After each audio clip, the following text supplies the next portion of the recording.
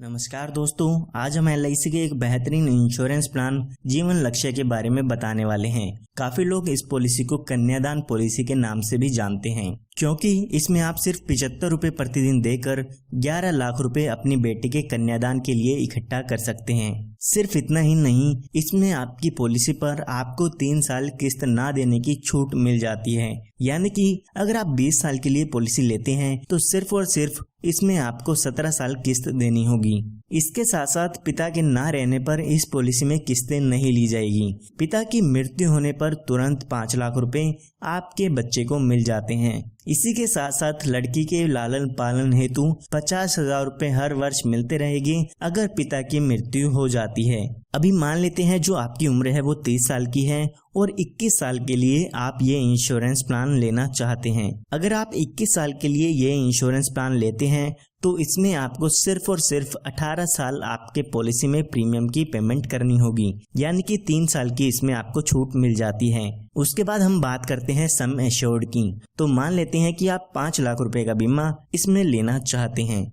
तो अगर हम इसके प्रीमियम की कैलकुलेशन करते हैं तो आपको लगभग 75 रुपए प्रतिदिन इसमें देने होंगे। यहाँ पर आप इसका प्रीमियम हर महीने, 3 महीने, 6 महीने या हर साल में दे सकते हैं। आप स्क्रीन पर देख सकते हैं कि कितना प्रीमियम आपको पे करना होगा। तो अभी जो आपकी उम्र है वो 30 साल की हो चुकी है। जैसे कि मैंने आपको बताया, 18 साल इसमें आपको प्रीमियम की पेमेंट करनी होगी। उसके बाद जब आपकी उम्र 48 साल की हो जाएगी तो उसके बाद आपको 3 साल तक प्रीमियम की पेमेंट नहीं करनी है। जब यहाँ पे आपके पॉलिसी के 21 साल पूरे हो जाते हैं तो यहाँ पर इस पॉलिसी की मैच्योरिटी हो जाती है, और जब इस पॉलिसी की मैच्योरिटी होती है उस समय लगभग 10,64,500 रुपए का अमाउंट आपकी बेटी के कन्यादान के लिए मिल जाते हैं। ये हमने बात तब की है जब पिता के साथ कोई भी दुर्घटना नहीं होती है। आइए अब बात करते हैं कि अगर पिता के साथ दुर्घटना हो जाती है तो बेटी का कन्यादान कैसे होगा। तो हम एग्जाम्पल समझने के लिए मान लेते हैं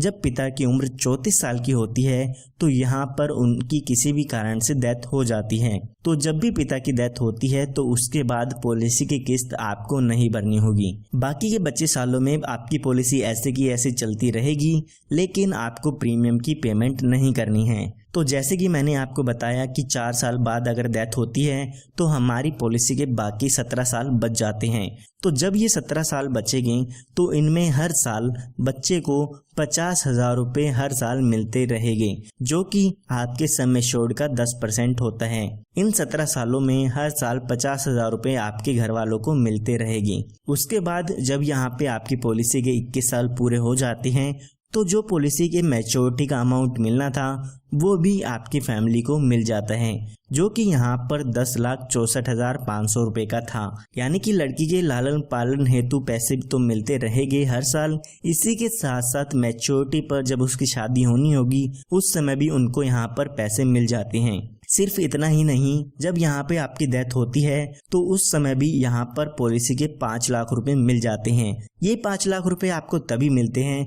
अगर आप अपनी पॉलिसी में टर्म राइडर ऐड कराते हैं। ये एक एडिशनल बेनिफिट होता है।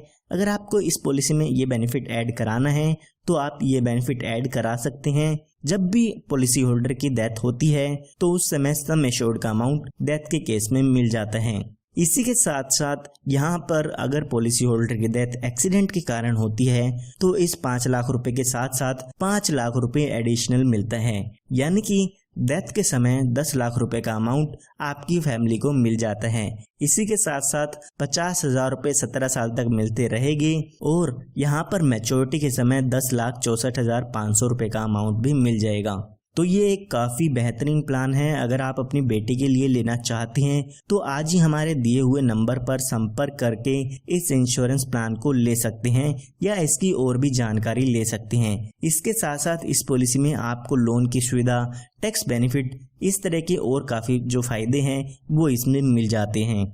धन्यवाद।